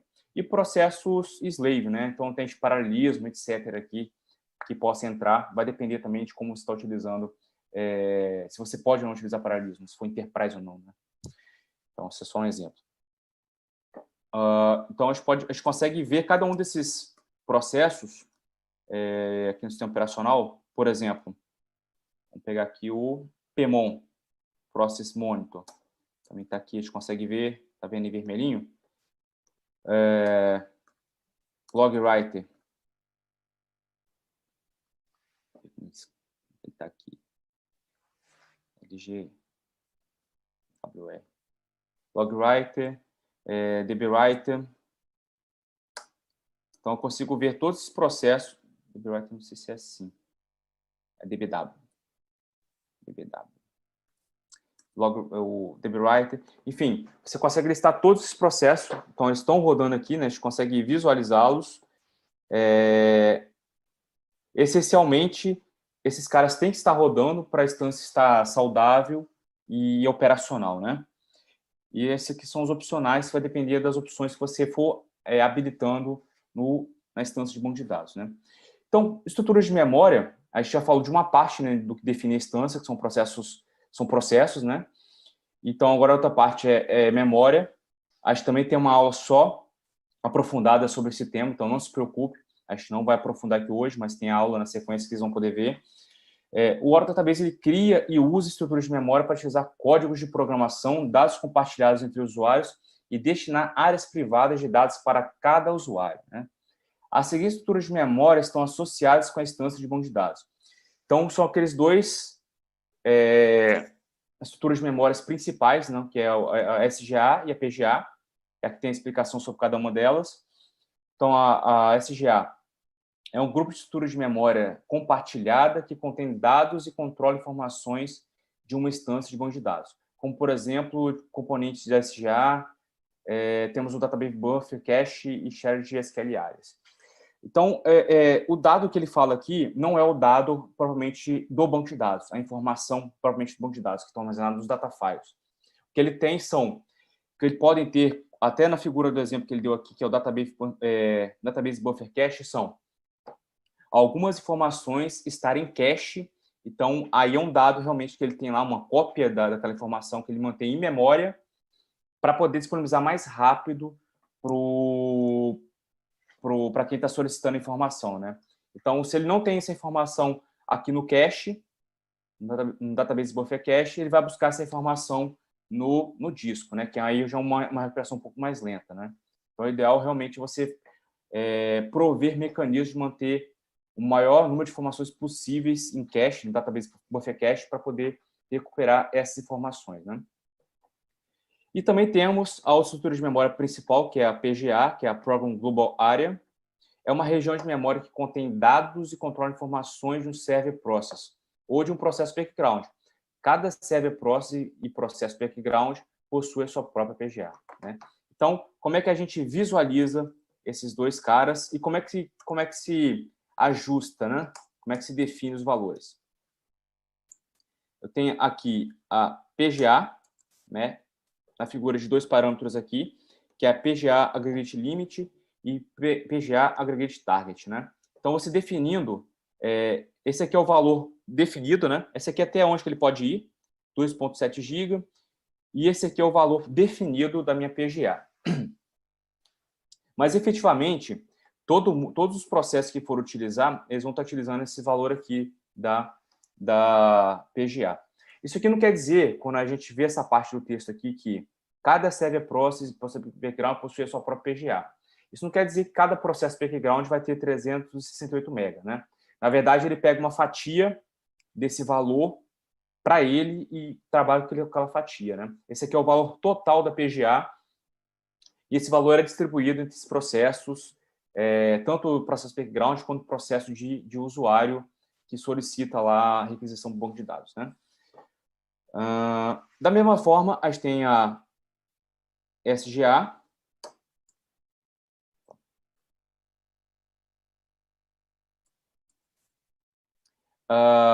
que também está definida aqui nesses dois valores aqui, que é SGA Target e Max Size, né? Estão definidos com o mesmo valor, né? Então, eu tenho 1000 megabytes configurados para SGA para fazer exatamente esse trabalho que a gente está falando de buffer e tudo mais que ele precisa para alocar aqui já, né? Então, eu até fiz um comando aqui, ó, do show SGA, que mostra como é que está distribuído, né, a SGA, né? Ele já reserva os valores de memória e associa já para algumas áreas de memória que ele precisa, né? Por exemplo, o Cito Buffers e Database Buffers que a gente acabou de falar, né? Então, ele faz essa reserva para esses parâmetros, né? Deixa eu ver. Shared Pool. Shared Pool também, né? Então, aqui tá 0 porque está deixando... tá com Automatic Shared Memory, né?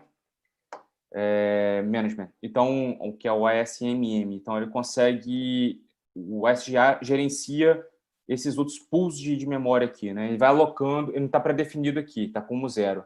Então, o SGA define qual valor precisa empregar para executar determinada tarefa. Então, você tem essas situações também, né?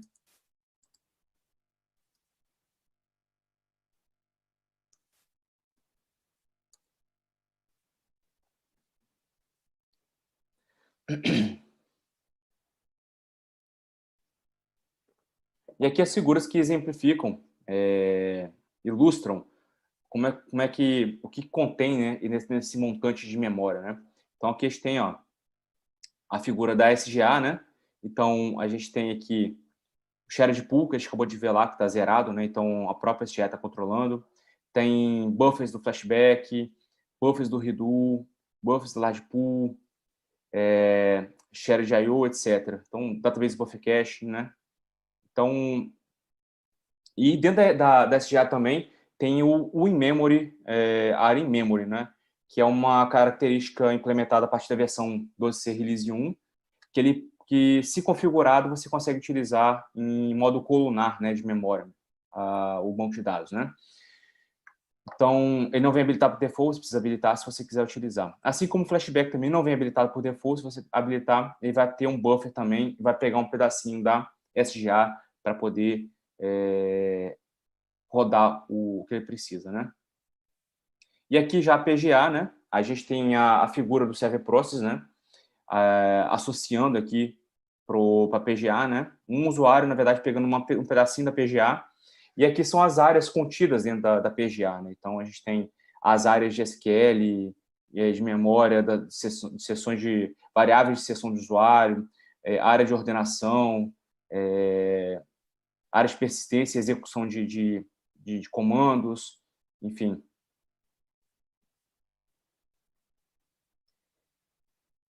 Não se preocupe que também temos aula de, como eu falei anteriormente, uma aula só sobre isso, sobre estrutura de memória, tá?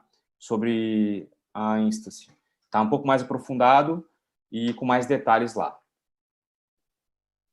Bom, arquitetura Oracle Net Services, né? Oracle Net Services é a interface entre o banco de dados Oracle e os protocolos de comunicação de rede, né? Então, ele é comportado, o Oracle Net Services ele suporta a maioria dos protocolos de rede, né? Então, incluem TCP/IP, HTTP, FTP e WebDAV.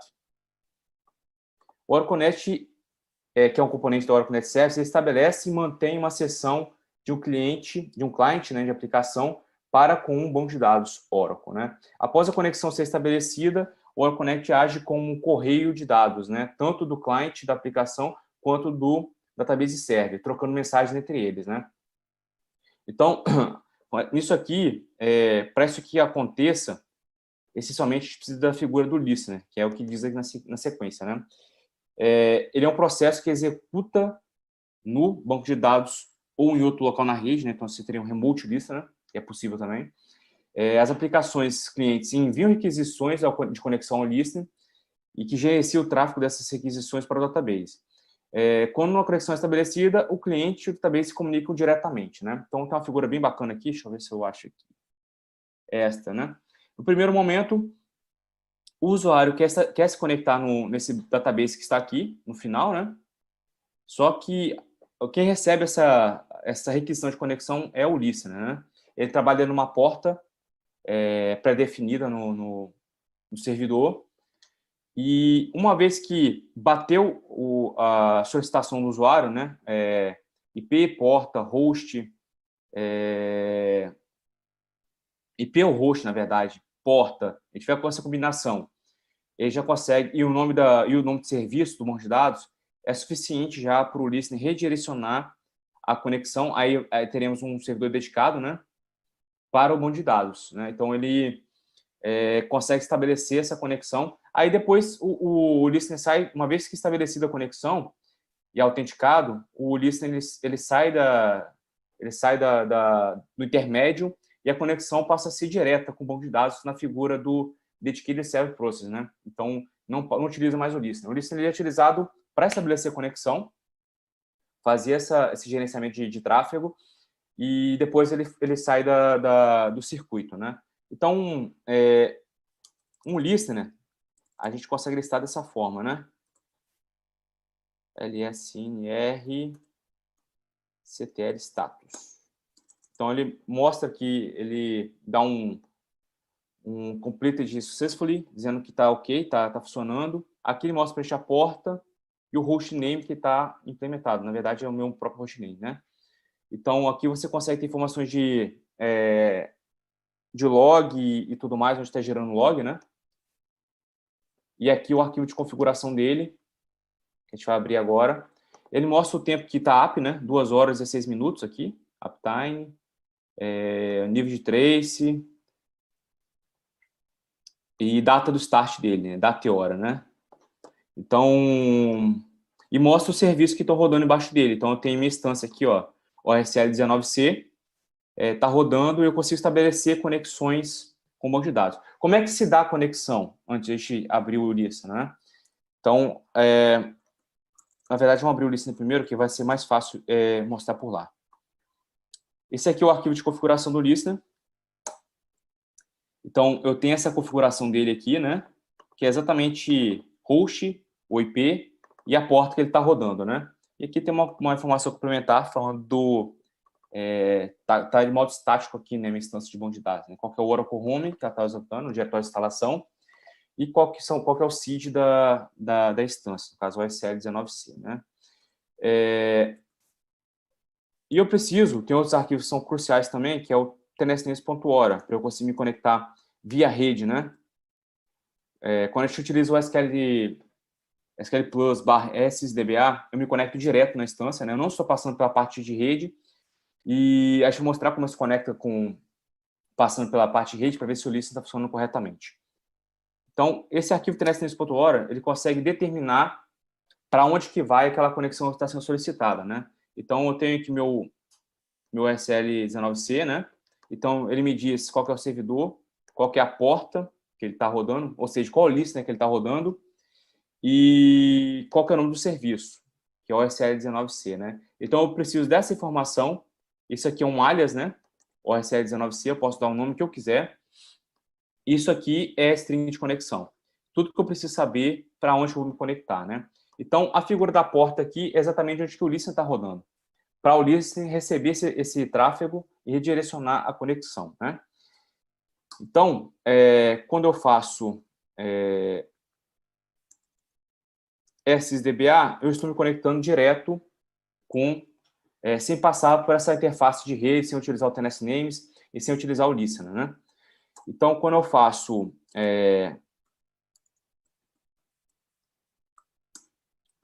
com o connect, né? system/OSL19C, eu estou me conectando com o arroba, ele caracteriza essa conexão no SQL Plus, tá? Ele caracteriza a conexão via listener e remota, né? Então, eu menciono aqui o alias que a gente viu no tnsnames.ora, e o arroba eu menciono como para exemplificar que eu estou fazendo uma conexão remota, né? E aqui o usuário e senha. E antes aqui o comando connect para me conectar, né? Então, eu consigo estabelecer conexão dessa forma. Então, todos esses componentes aqui, eles se falam, né? né? Quando o serviço está rodando aqui, ele bate exatamente quer dizer que minha instância de banco de dados está sendo aceita para receber conexões na porta 1529. E no TLS-Nesse.Org eu só coloco uma descrição para eu saber para onde direcionar a conexão, né? Para onde que eu estou querendo bater minha conexão. Também temos uma aula mais aprofundada, algumas aulas, na verdade, mais aprofundadas sobre esse tema, então não se preocupe que é um tema realmente abrangente, bem abrangente, inclusive, e a gente tem diversas aulas falando sobre esse tema também, tá? Bom, os dois métodos mais comuns para se configurar conexão com Oracle Database dos clientes são arquitetura dedicada, né? Dedicated Server. Cada client process, que é esse cara que estava vendo aqui, ó, cada client process se conecta a um dedicado server process, né? Então, essa figura desse computador que representa, na verdade, o client process, e esse quadrado aqui do meio, está ligando o 1 e o 3 aqui, na verdade, 3, é o Dedicated Server Process. Então, nessa figura aqui, ele abre...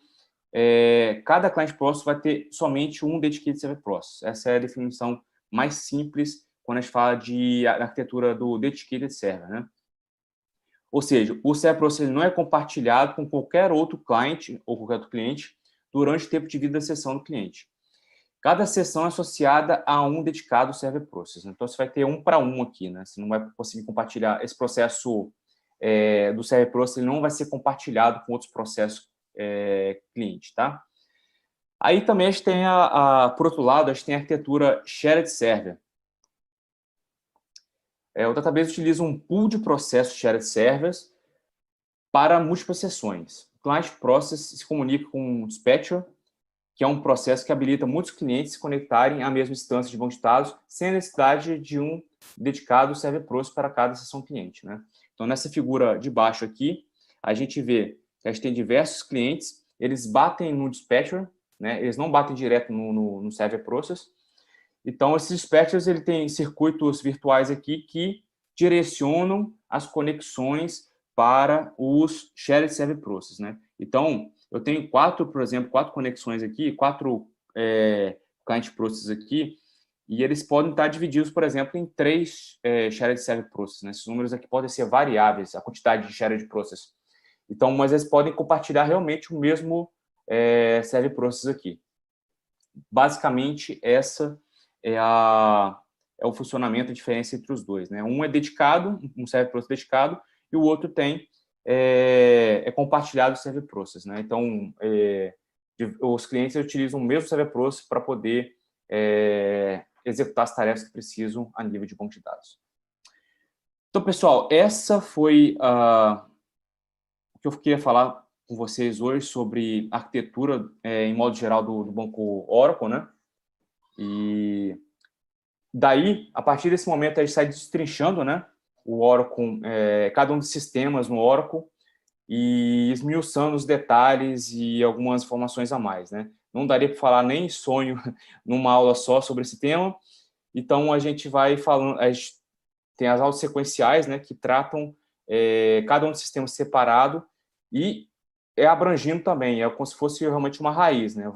Realmente, a gente vai chegando a diversos temas embaixo desses temas principais aqui, que são realmente bem abrangentes e retratam muita coisa, né? Tem uma pergunta aqui do André Santos. Existe reorganização de segmentos no Oracle ou algo parecido? Isso melhora a performance? André, existe. O nome que se dá é realmente reorganização, né? Então, você consegue... esses segmentos que estão fragmentados, que naturalmente ficariam mesmo, né? Por exemplo, uma tabela, um índice, você consegue reorganizá-los, né? Para a tabela, você consegue fazer tem algumas possibilidades, na verdade, né? Você consegue fazer o Alter Table Move, né? Você vai mover a tabela. Na verdade, o que faz esse processo é ele movimenta a tabela que está toda fragmentada, né? Compondo diversos segmentos diferentes, ali, diversos extents. Ele reagrupa essa tabela em um segmento disponível que caiba aquela tabela, né? Contínuo, né? Então, você acaba desfragmentando dessa forma, né? Ao invés de você ter vários pedacinhos de tabela separados, você tem ela, de novo, num segmento contínuo. Isso realmente melhora bastante a performance do ambiente de banco de dados. Da mesma forma, para o índice, você consegue fazer o rebuild do índice, né? Alter Index, Rebuild, e menciona o nome do índice, e você também reorganiza, reconstrói o índice, né? Então, também, se tiver fragmentado, vai também melhorar a performance consideravelmente. Você consegue reorganizar também lobbies, né? Você consegue fazer um shrink nele. Você consegue fazer shrink em índices também. Você também tem a opção de fazer, mover de um tablespace, todos os segmentos que estão no tablespace, criar um novo e mover tudo para lá. Aí você desfragmenta o tablespace também, né? Porque o tablespace, como se a gente considerar que um tablespace tem pelo menos um arquivo, o arquivo pode ficar fragmentado. O segmento pode estar desfragmentado, mas o arquivo pode estar fragmentado também. Então, de repente, vale a pena você movimentar para um outro tablespace, né? Depois renomear o tablespace para o nome original, mas os segmentos vão voltar a ficar contínuos lá todo e o arquivo está desfragmentado também, né?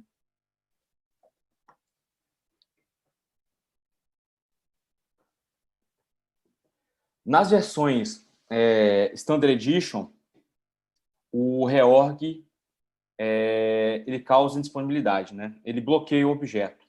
Então, se você fizer um move, ele vai bloquear aquela tabela, por exemplo. Se eu estiver fazendo um move da tabela, ele vai bloquear a tabela.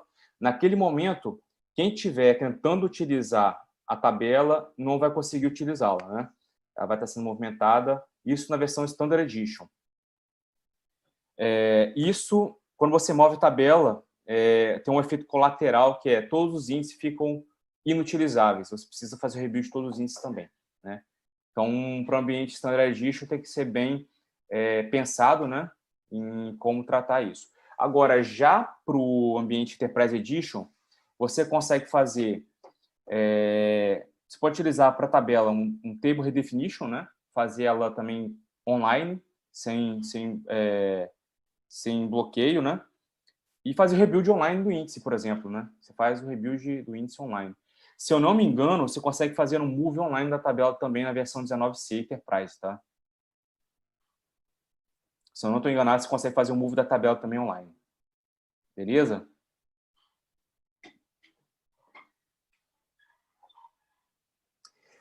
Pessoal, temos mais alguma dúvida? Mais alguma dúvida, André?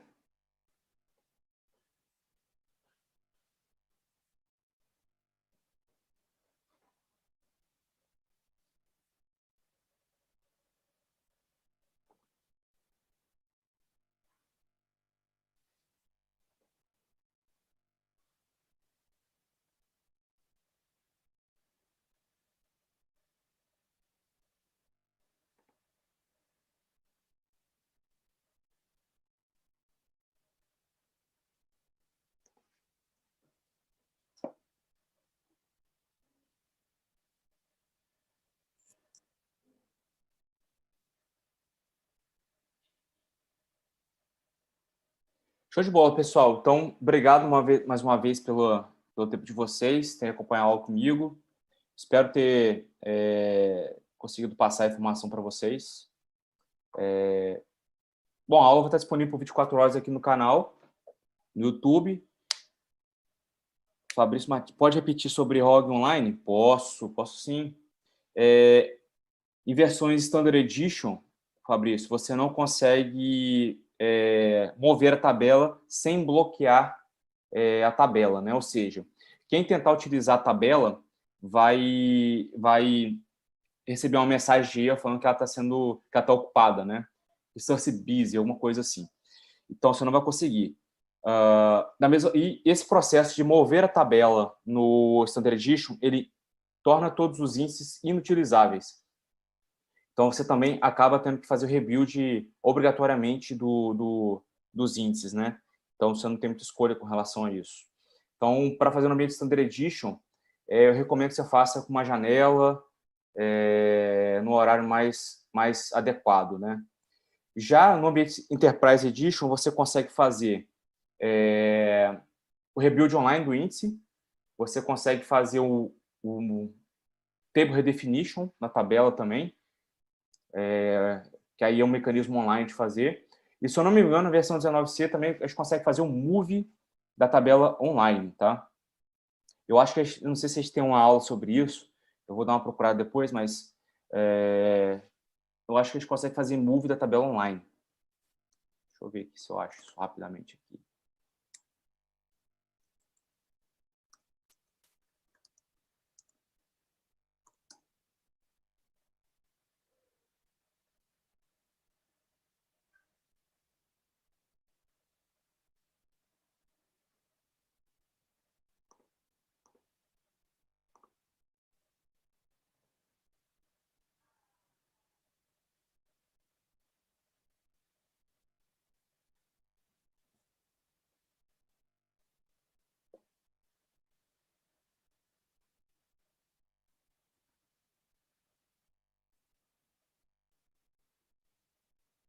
Aqui é outra coisa.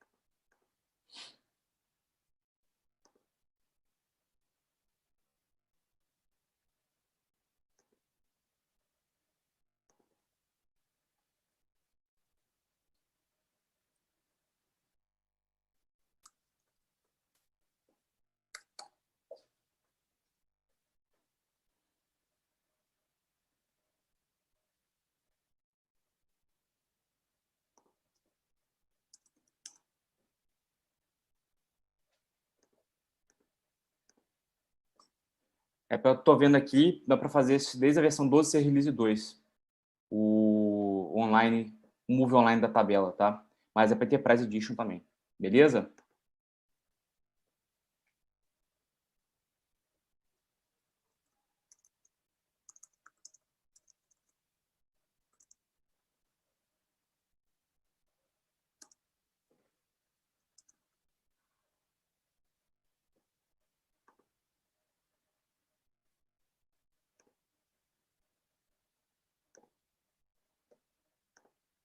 Tô colocando até aqui, ó. Isso aí, ó. O Jonas até me lembrou isso aí. Tem aula sobre isso também, é verdade. Então, desde a versão... Isso aqui não é New Features 19C. Isso aqui, desde a versão 12C Release 2, na verdade, é o mesmo kernel da 18C e da 19C, já é possível fazer o move online da tabela. Beleza? Então, dá para fazer mais tranquilo, mas tem que ser Enterprise. O Standard Registro continua não funcionando online, beleza? Eu acho que... Jonas, acho que até fui eu que dei essa aula, né? Eu nem lembrava mais.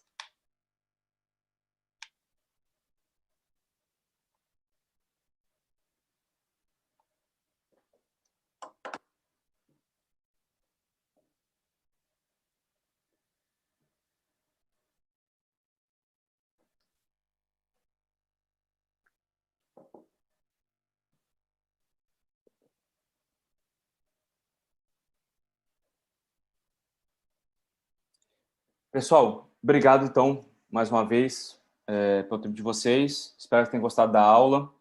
Vai estar disponível por 24 horas aqui no canal, depois na plataforma de alunos, junto com esse documento que a gente seguiu aqui. Vai estar disponível para vocês. E nos vemos semana que vem. Não deixe, para você que está vendo o canal pela primeira vez, não deixe de curtir a aula, curtir o canal, se inscrever e habilitar as notificações para saber as próximas aulas, né? Daqui a pouco tem a aula do Ricardo Lira ainda. Obrigado e nos vemos semana que vem com mais conteúdo. Então, não deixe de acompanhar. Beleza?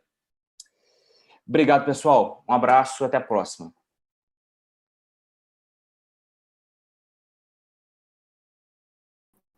Então é isso, pessoal. Mais um conteúdo aí para vocês, mostrando a arquitetura do Oracle Database na prática. Eu quero deixar um desafio aí para vocês, não terminamos ainda, tá? Qual que é a sua dúvida? Estou aqui ao vivo para poder te responder. Coloca aí a sua dúvida sobre a arquitetura do Oracle, que o nosso objetivo é te ajudar a destravar. E o desafio fica aí para vocês. Qual que é o desafio? Cara, explore esses elementos da arquitetura do Oracle Database na prática. Explore esses elementos da arquitetura dentro do seu laboratório que você criou na aula 1. Cara, aquilo que eu falei lá sobre a pirâmide do aprendizado, lá no início da nossa aula. Se você não praticar, cara, de verdade você não vai aprender. Então é muito importante que você consiga exercitar esses elementos para que você consiga praticar, porque com a prática é que vem o aprendizado. Com a mão na massa que vem realmente o aprendizado. Então é muito importante que você execute, que você coloque a mão na massa para que você consiga, de fato, ter um conhecimento no banco de dados Oracle, no banco de dados número 1 do mundo, tá? A arquitetura do Oracle é a base, pessoal, é a base de tudo aí que a gente está falando. Então é muito importante você realmente entender esses conceitos. Agora vamos falar um pouquinho sobre certificações, já que não tem nenhuma dúvida aí no chat, tá? Vou falar um pouquinho agora sobre por que tirar certificações. Primeiro, que com certificação você vai ter um currículo muito mais valioso. A grande verdade é que hoje na área de tecnologia, muitas vezes uma certificação ela é até mais importante do que uma faculdade, tá? Quando eu entrei na Oracle, eu não tinha nem terminado minha faculdade, eu até terminei depois, mas, de fato, com a certificação você vai ter um currículo muito mais valioso, vai explorar muitos tópicos ali importantes para o dia a dia de quem trabalha com banco de dados Oracle, tá? Produtividade, se você pelo menos estudar do jeito que a gente está mostrando aqui, com a metodologia da DBA-OCM, com a prática, tá? Você, cara, na hora de chegar numa atividade que envolve os elementos da arquitetura, que envolve uma instalação do Oracle, que envolve os temas que a gente vai abordar na aula de amanhã, cara, você vai estar muito mais produtivo. Então se prepare que amanhã, na nossa aula prática, vai mostrar exemplos ali de atividades ali, de movimentação de dados, utilizando algumas ferramentas do banco de dados Oracle na prática, tá? Então, quando você estudar esses tópicos e tiver que executar, você vai estar muito mais produtivo, tá? Rápido desenvolvimento profissional, como vocês viram na minha história, na aula passada, com a ACP, cara, eu tripliquei meu salário. Então, se você realmente tirar certificações, você vai conseguir se desenvolver muito mais rápido dentro do mercado de tecnologia. E o grande erro, cara, o cara que faz uma faculdade, faz duas faculdades e faz uma pós-graduação e não consegue crescer, depois fica desempregado. Muito cuidado com isso. Credibilidade no mercado, com certeza uma certificação Oracle, cara, vai ter um peso muito grande, uma credibilidade muito grande dentro do mercado. Atualização de novas tecnologias, cara, o Oracle 19c tem muita coisa da certificação que não é utilizado dentro das empresas, que você pode estar atualizado e estar trazendo várias informações importantes e relevantes para os projetos, tá? Melhores salários, tá? Consequentemente, você vai conseguir negociar melhores salários se você tiver uma certificação na área de tecnologia. Eu quero falar agora sobre algumas mudanças no programa de certificação para Oracle Database. Não tem mais a certificação de OCA. Muitas pessoas até hoje, já tem mais de anos que a Oracle mudou, e algumas pessoas ainda perguntam, cara, eu quero estudar para a certificação de OCA. Cara, não existe mais a certificação do Oracle 19, tá? Não tem mais a prova de SQL também. Antes eu tinha que fazer uma prova de SQL, para depois fazer o OCA, para depois fazer o OCP. Então agora você simplesmente pode fazer os exames 082, 083, que cai tópicos da antiga OCA, que cai tópicos de SQL na 082 e a 083, você passando nessa segunda prova, você tem a certificação do OCP. Para quem já tem um OCA ou OCP da versão 10, 11 e 12, simplesmente faça a prova 083 e você já consegue fazer um upgrade para o OCP 19. Não precisa mais de treinamento oficial, antes tinha essa necessidade de ter um treinamento oficial, hoje não tem mais, tá? E a recomendação é já fazer o ACP 19, cara. Então, hoje, você está começando agora, cara, já começa a pensar na primeira prova de certificação na 082, tá? Nem que você não tenha uma data ainda, mas já comece a estudar uma metodologia que te prepara, pelo menos, para a primeira prova de certificação do ACP. Isso já pode ser um passo muito interessante para a sua carreira profissional. E aí, pessoal, quero trazer para vocês também os 4 passos fundamentais para você dominar o Oracle Database. Primeiro, dominar a arquitetura. Nós mostramos aqui claramente a arquitetura do Oracle Database e estamos aqui mais de 1h40 mostrando muitos elementos da arquitetura do Oracle. Cara, se você não entender isso aí, de verdade, você não vai conseguir dominar o Oracle. A documentação, tá? Tudo que a gente está falando aqui, baseado na documentação oficial. Então, estou colocando aqui, inclusive, o material lá no nosso canal do Telegram, tá? Para quem estiver no canal do Telegram, quem não tiver, faça o seu cadastro, você está vendo o replay aqui. Aqui em algum lugar dessa página tem um botão para você entrar no nosso canal do Telegram, e lá a gente coloca os links da documentação oficial. A terceira, parte prática. Vocês viram que sempre a teoria e a prática lado a lado, cara. Muito importante que você tenha prática. E quarto, certificações. Já comece, cara, estudando, pensando numa prova de certificação, porque realmente pode trazer um destaque muito importante. E aí, pessoal, o que eu queria trazer aqui para vocês, né?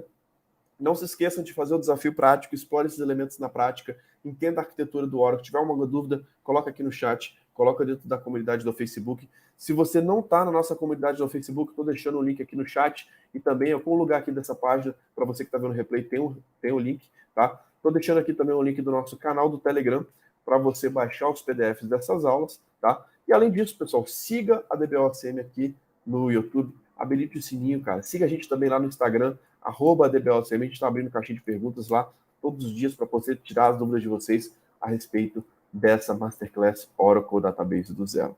Então é isso. E tem muita gente perguntando, pessoal, se a gente tem um treinamento completo que te prepara para a certificação Oracle, que te prepara para o mercado, para uma vaga relacionada à Oracle Database. Nós temos sim um programa chamado Oracle Database do Básico Avançado, onde lá você tem os 7 treinamentos da prova da ACP que vão te levar do zero, desde instalando o Oracle do zero, até a sua primeira certificação, envolvendo temas de performance, new features, multi-tenant, backup recovery e muito mais. Tá? Então se prepare, porque na próxima aula a gente vai abrir algumas poucas vagas para o nosso treinamento completo da certificação do ACP, que vai te levar do zero até a sua primeira certificação. Então nós temos um programa de acompanhamento que a gente consegue ter aulas todas as semanas e te dar um acompanhamento mais direto. Então se você está vendo isso aqui, cara, tá curtindo, se prepare para na próxima aula, na aula 3, você poder ter a oportunidade de fazer parte do nosso treinamento completo. Beleza? Então é isso. Fique ligado que na aula 3 vai ser incrível. A gente vai falar sobre como conseguir uma vaga em 90 dias,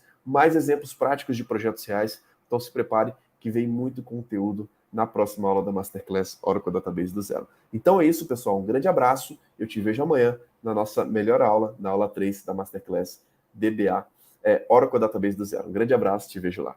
É um diferencial. Também não vi um outro curso parecido. Tem novidade, tem atualização. Eu fiquei impressionado com o curso. Meus parabéns. Me ajudou a entender muito, cara. Não é um monte de teoria jogada pra cima, assim. Tá ajudando pro meu objetivo, que é fazer a certificação. Sem dúvida, eu recomendo. Excelente, Guilherme. É mais um estímulo, né? Meu LinkedIn, eu comecei a ver a estimativa, ele subiu de 200% as visualizações. Saber que tá valendo a pena aquilo ali no dia a dia. Eu fiz 2 cursos de Oracle antes, agregaram alguma coisa, mas esse está agregando mais. Nesse formato, traz você para dentro de realmente querer se desenvolver, né? É um prazer mesmo de estar fazendo esse curso, né? Eu não vi nenhum trabalho nesse sentido, assim, do jeito que a DBA-OCM faz. Bom, OCM é OCM, né? Os professores são bons, são dedicados. Com 67 anos, eu vou voltar para a área e vou trabalhar com tranquilidade. O curso, ele realmente explora o básico ao avançado com total propriedade e conhecimento de causa. Eu consegui resolver o meu problema, né? Eu fiquei espantado, assim, com a qualidade da maratona mesmo e da metodologia. Essa prática, eu acho que